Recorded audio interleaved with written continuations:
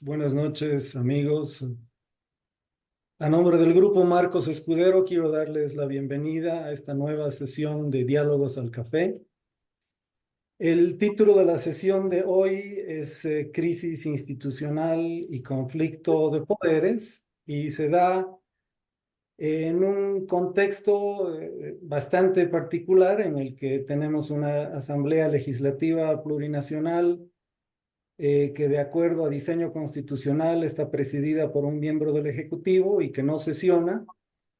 Y cuando lo hace, la sesión es desconocida por el Tribunal Constitucional Plurinacional, que además actúa fuera de mandato, autoprorrogado, y es obligada además por un miembro del Poder Judicial a validar la misma sesión que el Tribunal Constitucional desconoce.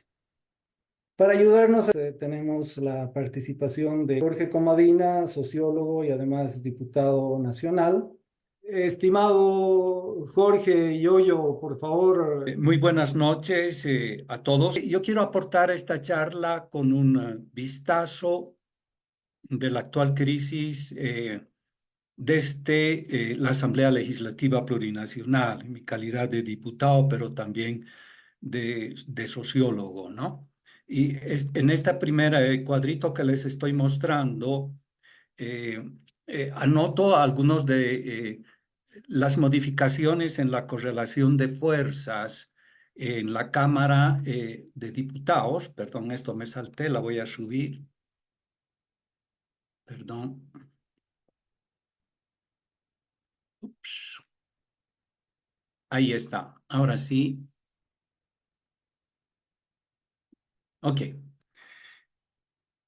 Eh, con la premisa que también ya lanzó Gonzalo, en el sentido de que las correlaciones de fuerzas, las estrategias de los actores preceden el cumplimiento de las leyes. Podemos tener constituciones muy bien elaboradas, pero hay problemas políticos en torno a su aplicación. No solamente es nominalismo, sino que la Constitución se suele usar como un arma de guerra para neutralizar a los adversarios políticos, ¿no? Entonces, fíjense ustedes en la primera columna, anoto los siguientes rasgos. Es un periodo que va del 2020 al 2022. La Cámara de Diputados está presidido por Freddy Mamani, que es evista, y esta se caracterizó porque todo el bloque gubernamental hacía una mayoría y votaba en línea, ¿no? Entonces, las reuniones de la Cámara de Diputados no eran problemáticas en absoluto. Después de las 5 horas de discusión del reglamento, se votaba y inevitablemente aquellos proyectos de ley que venían del Ejecutivo, el 95%, se aprobaban sin mayor problemas, ¿no? Es en este momento en el cual la Cámara de Diputados aprobó créditos por más de 4.000 millones de dólares, ¿no? Entonces es un poco exagerada esa visión del presidente Arce, que le culpa a la Cámara de Diputados de no aprobar créditos, ¿no? Entonces se sesiona con cierta normalidad. El bloque parlamentario oficialista es la mayoría, no tiene los 2 tercios, pero en una ocasión logra los 2 tercios en el caso de la elección del defensor del pueblo, con unas artimañas altoperuanas, ¿no? Y la oposición, que es de Comunidad Ciudadana y Creemos, juega un rol completamente marginal. No puede cambiar ni una coma ni una sola palabra de los proyectos de ley. Sobre eso yo tengo una experiencia anecdótica. Una vez propuse introducir una palabra para diferenciar la movilización del pueblo, de la sociedad en caso de guerra, y la movilización política. Y pedí que se añada la palabra movilización bélica y no se aceptó. O sea, intentos de poder mejorar las propias leyes del Ejecutivo fracasaron. Sin embargo, en la gestión 2022-2024 empiezan a modificarse las cosas, ¿no? Estas gestiones estuvieron precedidas ya no por evistas, sino por arcistas, entre ellos Gerges Mercado y Israel Guaitari, que es el actual presidente de la Cámara de Diputados, ¿no? Entonces, aquí hay un hecho fundamental que va a propiciar toda esta crisis política, que es la división del bloque oficialista, la división, las luchas internas del movimiento al socialismo. El bloque oficialista se convierte en minoría, ¿no? Un poco de la noche a la mañana se da cuenta con estupor el gobierno de que no tiene el control de la Cámara de Diputados, ¿no? Entonces, esta Cámara de Diputados sesiona de manera intermitente. En abril y mayo de este año no se han podido instalar sesiones plenarias. Se ha discutido 5 o 6 horas el orden del día y no se ha podido instalar, ¿no? 2 meses sin sesiones plenarias. Pero también ahí hay una actitud diferente del ala evista, porque este empieza a formar parte ya de un nuevo bloque opositor, junto con CC y Creemos, ¿no? Se logra censurar al ministro Castillo, ¿no?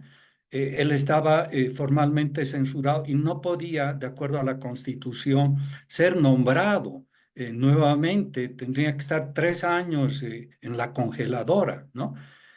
Lo que no se pudo hacer porque, y ya veremos por qué. Y hay un sabotaje interno y una parálisis de la elección judicial muy evidente. Se bloquean los créditos, pero este nuevo bloque opositor empieza a, a jugar un rol diferente, un rol protagónico. Voy rápido. En la Cámara de Senadores, en estos 2 primeros años, estos están dirigidos por Andrónico Rodríguez, ¿no? Su comportamiento es igual al de la Cámara de Diputados. Se aprueban créditos, se sesiona con normalidad, la oposición no interesa.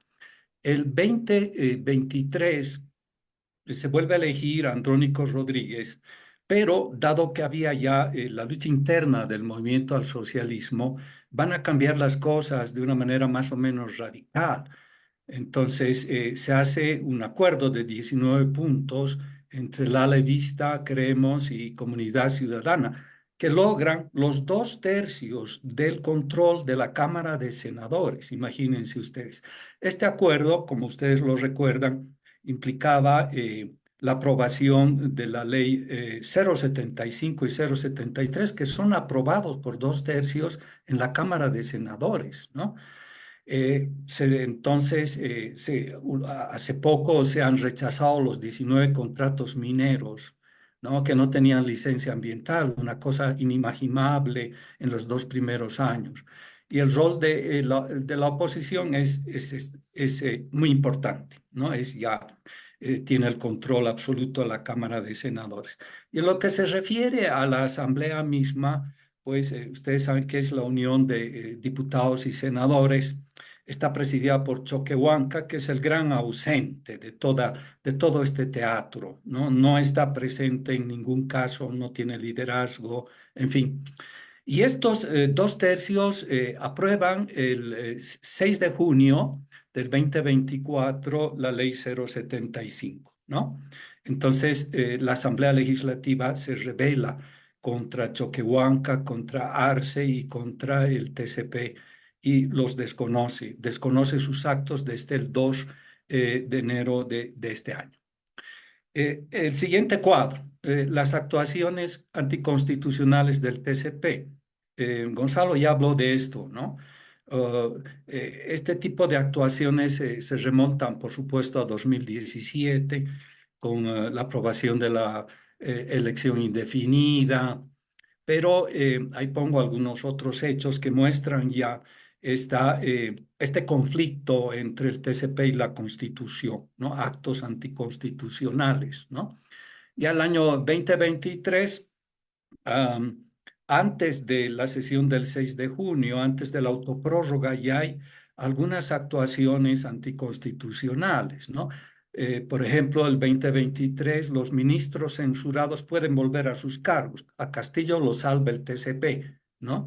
Eh, Después se observa la ley 1750, propuesta por el propio presidente, que ratificaba que ministro censurado, ministro que no volvía al gabinete, ¿no? Entonces, también la observan. Varios meses estuvo suspendida la elección judicial por diversos amparos que son refrendados o avalados por el TCP. Y luego, claro, viene lo de la autoprórroga, que es un hecho inédito que causa estupor y nos sigue todavía, eh, digamos, llevando a una incertidumbre total. Y finalmente el 2024, hace poco, se anula la sesión del 6 de junio. Bien, entonces, a partir de estos hechos, lanzo estas ideas rápidamente porque creo que son importantes, ¿no? Em, Creo que uno de los elementos que causa esta situación eh, de disolución del control del bloque parlamentario oficialista es pues la lucha interna entre Arce y Evo Morales, ¿no? El arcismo pierde el control de las cámaras y la asamblea. Entonces, ¿cómo va a gobernar si no tiene el control de la Cámara de Diputados y menos la de senadores? Entonces ahí se encuentra una solución que es la que nos ha llevado a estos conflictos, ¿no? Que es la formación de lo que nosotros llamamos una corporación gubernamental judicial, que ha logrado instrumentalizar o capturar al Tribunal Constitucional para legitimar, legalizar todas sus actuaciones. Entonces ahí el Tribunal Constitucional se convierte en un suprapoder que está por encima de la propia Constitución. Em, Tiene el monopolio de la interpretación de la Constitución absoluta, es un poder omnímodo, ¿no? Y ahí encontré algunos textos de algunos especialistas que hablan de un constitucionalismo abusivo, ¿no? Y aquí vuelvo a esa idea. Sí, la Constitución puede ser nominal, pero también puede ser utilizada para neutralizar y destruir a los adversarios políticos, ¿no? Lawfare, guerra jurídica. Y finalmente hablaré de la crisis, ¿no? Que esta es una crisis muy compleja que tiene componentes sobre todo políticos, ¿no? No solamente es una crisis jurídica o judicial. El contexto de la crisis es un fin de ciclo y la disolución de una hegemonía, ¿no?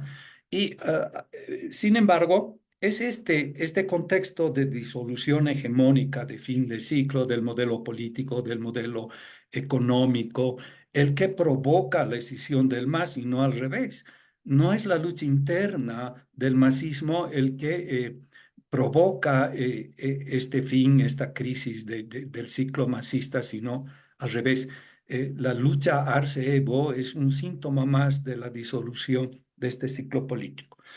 Segundo elemento, pues la desinstitucionalización y el conflicto de poderes, que es inédito, prolongado y yo creo que no tiene solución a corto plazo, ¿no?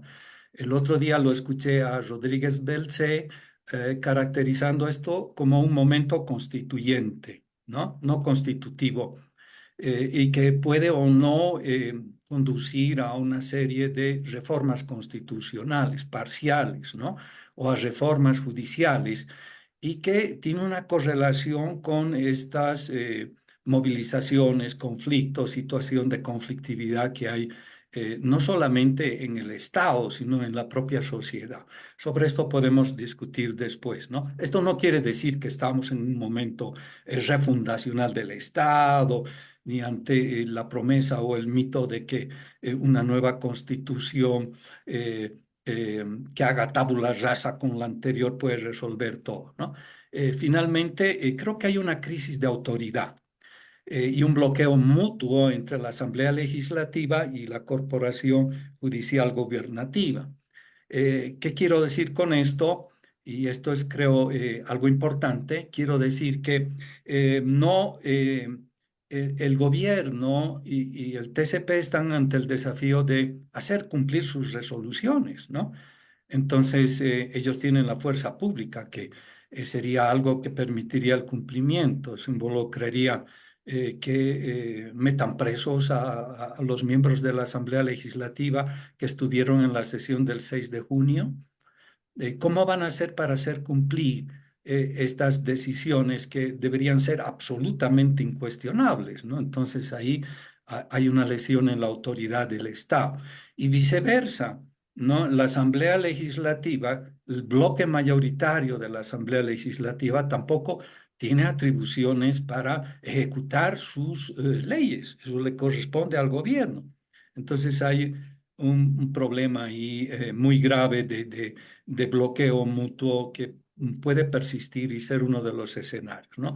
Y bueno, el otro elemento de la crisis que la paso es de programa, de narrativa, el agotamiento de la propuesta de gobierno, de Estado, de sociedad, del más, pero eso no. Y bueno, si me das un minuto más, Daniel. Puedo identificar rápidamente algunos escenarios, si esto es posible. ¿Sí? Adelante. Rápido, rápido. Bueno, un escenario catastrófico es que el gobierno emplee la fuerza para imponer las resoluciones del TCP, ¿no? Y esto involucraría, de hecho, el cierre de la Asamblea Legislativa. Me dirán que catastrofista o lo que ustedes quieren, pero en determinados momentos los bolivianos parecemos tener una suerte de fascinación por el abismo, ¿no? El segundo escenario es este que acabo de mencionar de bloqueo mutuo, ¿no? Esta situación se prolonga hasta las elecciones del 2025, ¿no? Y la tercera, que habría que explorarla mejor, es la de acuerdos políticos, dado que la naturaleza de esta crisis no es solo jurídica, es sobre todo política y esto tendría que ver con una serie de acuerdos políticos que puedan realizar los partidos políticos, que son los actores que pueden destrabar esta situación, el gobierno, por supuesto. Eso es todo. Muchas gracias. Gracias a ti, estimado Jorge. Entonces, no solamente tenemos un constitucionalismo nominal, como propone Gonzalo, sino también un constitucionalismo abusivo, como nos dice.